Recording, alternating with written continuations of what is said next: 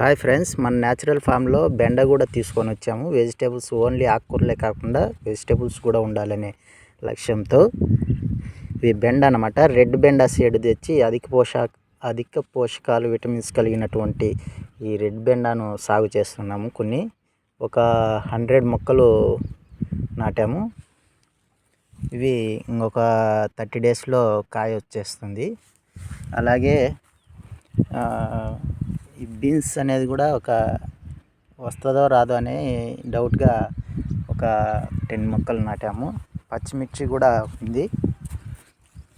పచ్చిమిర్చి కూడా బాగానే వస్తుంది. అలాగే బీర కూడా బాగానే వస్తుంది. కాయ ఎలా వస్తుందో తెలియదు మనకి. బంతి, ఈ టమోటా ఫ్లేవరింగ్ స్టార్ట్ అయింది. మొత్తం టమోటా అనేది ఒక 100 మాత్రమే నాటాము చూద్దామని. అలాగే ఒక బోధ మీద మొట్టి చెట్లు ఒక 100 మాత్రమే తక్కువ మొత్తంలో నాటాము. ఎక్కువ పురుగు పడుతుంది.